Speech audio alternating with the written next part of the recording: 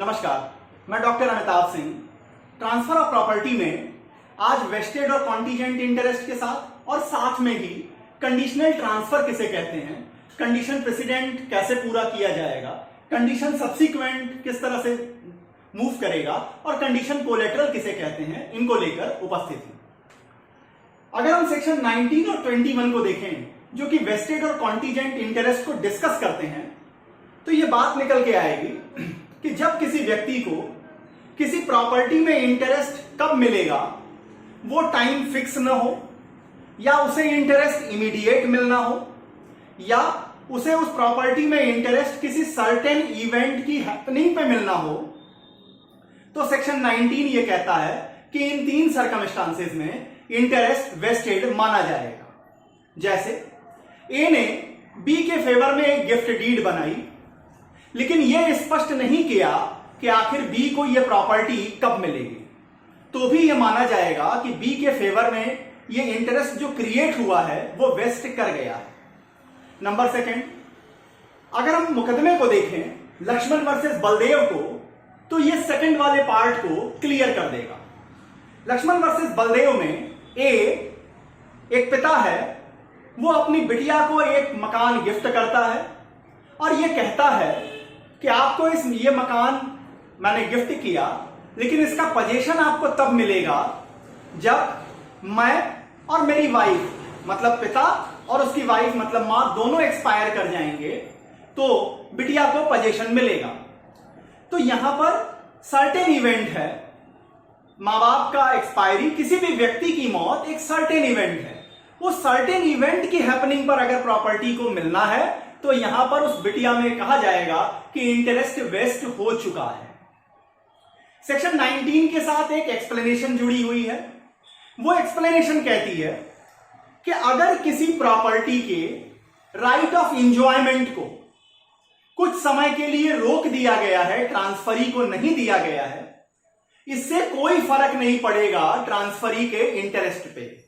हम यही मानेंगे कि ट्रांसफरी को जो इंटरेस्ट मिला है वो वेस्टेड इंटरेस्ट है। एक प्रश्न उठता है कि अगर आपने राइट ऑफ एंजॉयमेंट को या राइट ऑफ पोजीशन को रोक दिया ट्रांसफरी को मिलने से, और ट्रांसफरी पोजीशन मिलने से पहले ही एक्सपायर हो गया, तो वेस्टेड इंटरेस्ट का क्या होगा?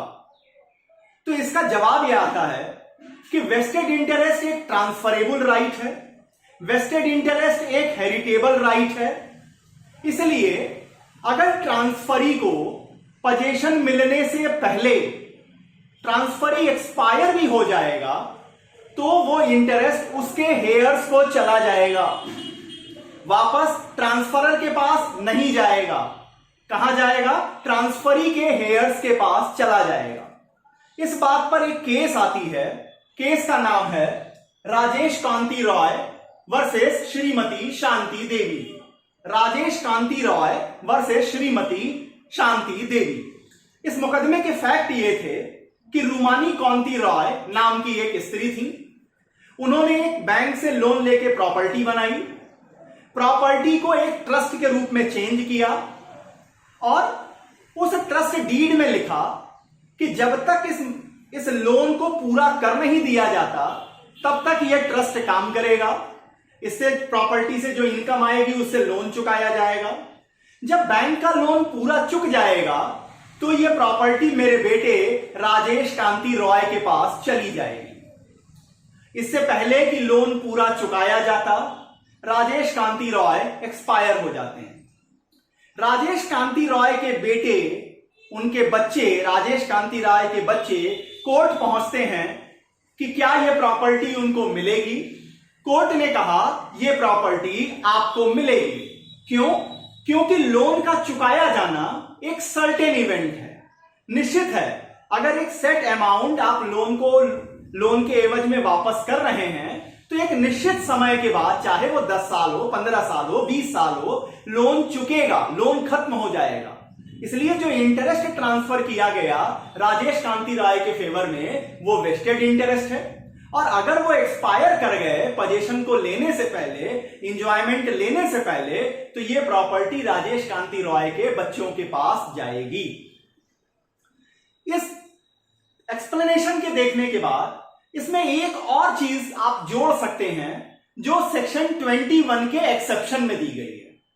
सेक्शन 21 का एक्सेप्शन क्या कहता है कि अगर किसी प्रॉपर्टी से मिलने वाली इनकम को, अगर किसी प्रॉपर्टी से मिलने वाली इनकम को कुछ दिनों के लिए रोक दिया गया है, ट्रांसफरी को नहीं दिया गया है, और उस टाइम फ्रेम के बीतने के बाद वो सारा इकट्ठा किया हुआ पैसा भी दे देते हैं ट्रांसफरी को उठा के, तो हम यही मानेंगे कि वो इंटरेस्ट जो ट्रांसफरी को दिया गया है वो भी वेस्टेड इंटरेस्ट है। जैसे सेक्शन 17 में मैंने आपको बताया था कि एक्यूमुलेशन किया जा सकता है प्रॉपर्टी की इनकम को। ए जो है वो बी के नाम पे प्रॉपर्टी ट्रांसफर कर देता है, लेकिन कहता है कि जब तक बी 18 साल का नहीं हो जाएगा तब तक इस प्रॉपर्टी से मिलने वाली इनकम एक्यूमुलेट रहेगी, और जब बी 18 साल का हो जाएगा तो ये पैसा भी बी को मिल जाएगा। तो एक्सेप्शन जो सेक्शन 21 का है वो ये कहेगा कि बी को जो इंटरेस्ट दिया गया on the date of transfer, that interest is a vested one, not the contingent one. अब बात आएगी कि आखिर कॉन्टीजेंट इंटरेस्ट किसे कहते हैं। तो कॉन्टीजेंट इंटरेस्ट का मतलब है कि किसी प्रॉपर्टी में वो इंटरेस्ट कॉन्टीजेंट कहा जाएगा जो किसी अनसर्टेन फ्यूचर इवेंट के हैपनिंग या नॉन हैपनिंग पे डिपेंड करेगा। ए ने बी से कहा कि अगर आपका मकान जल जाता है तो मैं अपना मकान आपको दे दूंगा, अपना मकान मैं आपको दे दूंगा अगर आपका मकान जल जाता है। तो यहां जब तक उसका मकान जलेगा नहीं, और अगर उसका मकान नहीं कभी जला, तो उसको ए का मकान मिलने का कोई चांस नहीं है। ये जो इंटरेस्ट है ये कॉन्टीजेंट कहा जाएगा। कॉन्टीजेंट इंटरेस्ट ट्रांसफरेबल नहीं होंगे, हेरिटेबल नहीं होंगे। आते हैं सेक्शन नंबर 20 जो वेस्टेड इंटरेस्ट को और क्लियर कर देता है कि आपने किसी अनबॉर्न चाइल्ड को जो ट्रांसफर किया प्रॉपर्टी सेक्शन 13 और 14 में, वो अनबॉर्न चाइल्ड अगर लास्ट इंटरमीडियरी के मरने के पहले जिंदा पैदा हो गया तो उसे उस ट्रांसफर की हुई प्रॉपर्टी में जो इंटरेस्ट मिलेगा वो वेस्टेड इंटरेस्ट होगा। तो सेक्शन 19 में तीन चीजें सीधे सीधे, एक्सप्लेनेशन एक और बात जोड़ती है, और सेक्शन 21 का एक्सेप्शन उस एक्सप्लेनेशन को और ज्यादा मजबूत कर देता है वेस्टेड इंटरेस्ट के लिए। सेक्शन 20 अनबॉर्न चाइल्ड को वेस्टेड इंटरेस्ट बताता है ट्रांसफर की हुई प्रॉपर्टी में। सेक्शन 21 कॉन्टीजेंट इंटरेस्ट की बात करता है, अनसर्टेन फ्यूचर इवेंट की हैपनिंग या नॉन हैपनिंग पे जब इंटरेस्ट का मिलना डिपेंड करेगा उसे हम कॉन्टीजेंट इंटरेस्ट कहते हैं। अब आते हैं कंडीशनल ट्रांसफर किसे कहते हैं। प्रॉपर्टी के ओनर के पास ये राइट होता है कि वो प्रॉपर्टी का ट्रांसफर बिना किसी शर्त के करें या शर्तों के साथ करें। जब वो शर्तों के साथ प्रॉपर्टी का ट्रांसफर करते हैं उन्हें हम कंडीशनल ट्रांसफर कहते हैं। शर्तें तीन तरह की होती हैं। Number 1 condition precedent. यहां प्रॉपर्टी किसी व्यक्ति को तब मिलेगी जब वो पहले शर्त पूरी करेगा। जैसे ए ने कहा जो कोई मेरी बेटी से शादी करेगा मैं उसे 10 लाख रुपए दूंगा। यहां पहले शादी करनी होगी तभी 10 लाख रुपए क्लेम किए जा सकेंगे। तो यहां शादी की जो शर्त है वो कंडीशन प्रीसीडेंट है। सेक्शन 26 और इसे एक्सप्लेन कर देता है।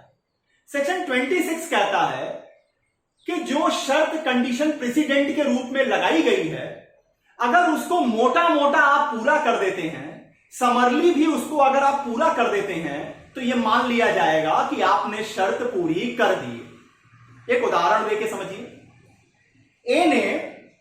ए ने बी से जो उसकी बिटिया है ये कहा, ये चीज बनाई लिख करके कि अगर बी सी डी और ई, ए ने बी से कहा कि अगर बी सी डी और ई जिस लड़के को पसंद करेंगे उससे शादी करेगी तो ए बी को 10 लाख रुपए देगा।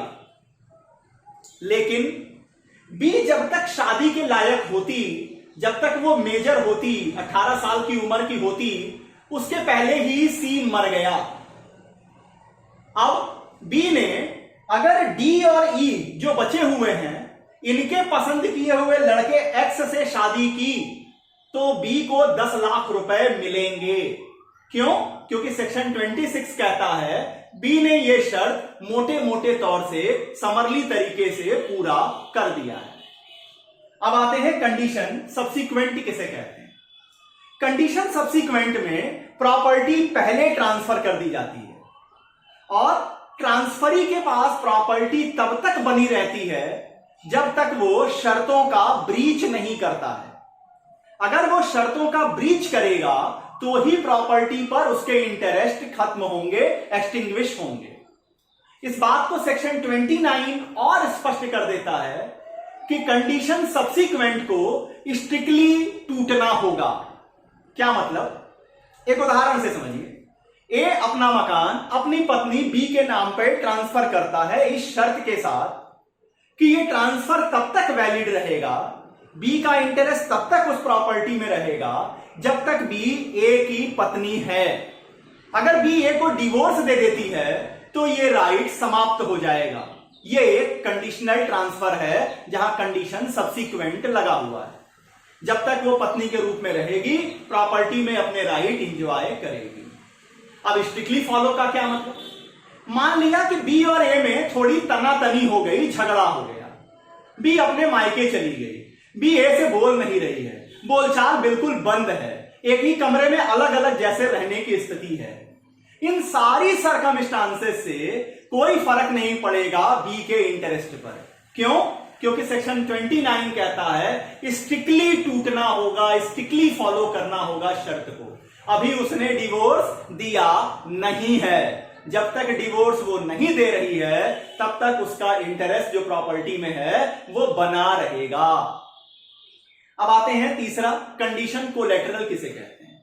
कंडीशन कोलैटरल कहने का मतलब है यहां शर्त और प्रॉपर्टी की एंजॉयमेंट साथ साथ चलेगी। जितने दिन आप शर्त पूरी करते रहेंगे आप उतने दिन प्रॉपर्टी को एंजॉय करते रहेंगे। एक उदाहरण, आपके घर कोई बंदा नौकरी करने के लिए आता है सर्वेंट के रूप में और आप उसे अपना आउट हाउस दे देते हैं, घर से अटैच जो हाउस है वो दे देते हैं उसके क्वार्टर के रूप में। कब तक वो उस मकान का, उस पोर्शन का एंजॉयमेंट कर सकेगा? जितने दिन वो आपके यहां सर्विस करेगा। अगर वो आपकी सर्विस छोड़ करके मोहल्ले के बाकी सारे लोगों के घर नौकरी करे लेकिन आपके यहां ना करे तो क्या आप उसे उस आउट हाउस का एंजॉयमेंट करने देंगे? आंसर है नहीं, निकाल बाहर कर देंगे। तो ये बातें रही वेस्टेड इंटरेस्ट, कॉन्टीजेंट इंटरेस्ट को लेकर के और कंडीशनल ट्रांसफर को लेकर। उम्मीद करता हूं चीजें समझने में आपको मेरा प्रयास मदद करेगा।